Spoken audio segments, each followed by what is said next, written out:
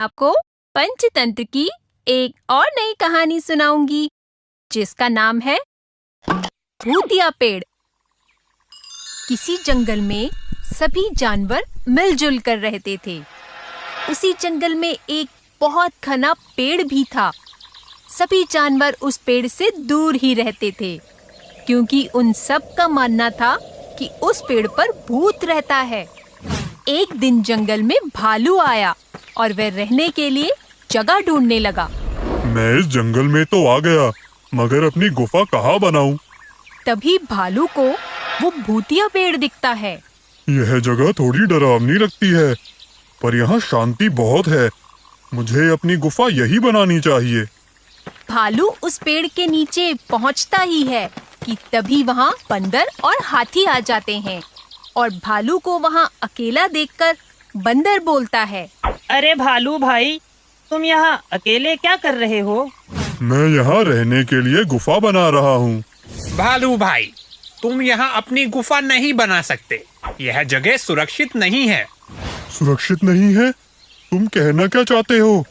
हाथी भाई ठीक बोल रहे हैं। इस पेड़ पर तो भूत रहता है। तुम मेरे घर के नीचे अपनी गुफा बना लो, वहाँ तुम्हें कोई परेशानी नहीं होगी। अगर यह सच है तो मैं अपनी गुफा बंदर भाई के घर के नीचे ही बनाऊंगा। तीनों वहाँ से चले जाते हैं। भालू अपनी गुफा ठीक उसी पेड़ के नीचे बनाता है जिस पेड़ पर बंदर रहता था। भालू निश्चिंत होकर वहाँ रहने लगता है। एक दिन भालू जंगल में घूमने के लिए निकलता है।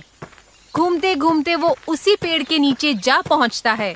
अगर इस पेड़ पर भूत रहता है तो वह मुझे इतने दिन से दिखाई क्यों नहीं दिया? मुझे लगता है यहाँ जरूर कुछ गड़बड़ है। भालू के ऐसा कहते ही पेड़ के ऊपर से आवाज आती है, तुम यहाँ आ तो गए हो, लेकिन जा नहीं पाओगे। मैं तुम्हें खा जाऊंगा। कौन है यहाँ? मैं इस पेड़ पर रहने वाला भूत हूँ। भालू डर कर वहाँ से भाग जाता है। भूत भूत, भागो भागो। अपनी गुफा में पहुंचकर भालू बंदर को बुलाता है। अरे भाई, क्या हुआ? क्यों चिल्ला रहे हो?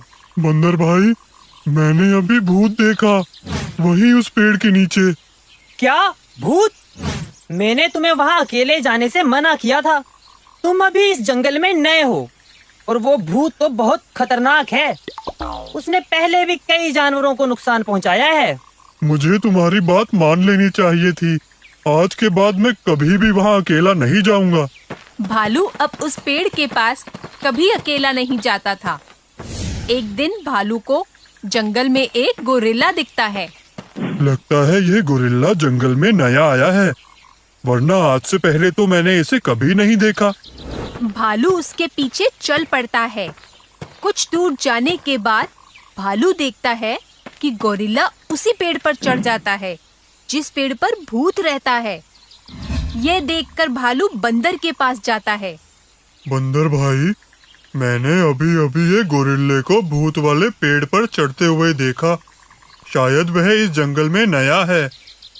पर गोरिल्ला को तो उसकी दुष्टता के कारण काफी समय पहले इस जंगल से निकाल दिया गया था। तो फिर वो जंगल में क्या कर रहा है और उस भूत वाले पेड़ पर क्यों चढ़ गया? क्या वो नहीं जानता कि उस पेड़ पर भूत रहता है? बंदर सोच में पड़ जाता है। वह समझ जाता है कि पेड़ के भूत के पीछे कोई गहरा राज छुपा है।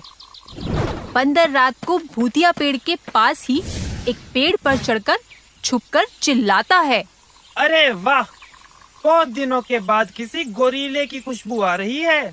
आज तो पेट भर कर खाऊंगा और यह गोरिल्ला तो मुझे देख भी नहीं सकता क्योंकि मैं तो भूत हूँ। गोरिल्ला ये सब सुनकर डर जाता है। वह सभी जंगल के जानवरों को इकट्ठा करता है। फिर वह उन्हें सारी बात बताता है। बंदर अभी भी उसी तरह से चिल्ला रहा होता है, आज तो मैं गोरिल्ले का मांस खाकर ही पेट भरूंगा। पर भूत तो इस पेड़ पर रहता था, फिर आवाज उस पेड़ से कैसे आ रही है? महाराज, पेड़ पर कोई भूत नहीं रहता। आपने मुझे जंगल से निकाल दिया था, इसलिए मैं इस पेड़ पर आप सबसे छुपकर रहता था। सभी जानवरों को मैंने ही भूत बनकर डराया था। जिससे कोई मुझे देख ना सके। लेकिन अब यहाँ सचमुच का भूत आ गया है। ये सब सुनते ही बंदर नीचे आता है और सबको बताता है। यहाँ कोई भूत नहीं रहता।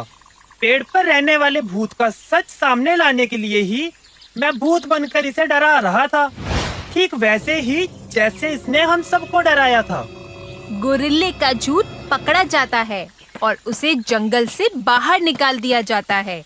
इस तरह सभी जानवरों को भूतिया पेड़ से छुटकारा मिल जाता है और वे सब खुशी से बिना डरे जंगल में रहने लगते हैं।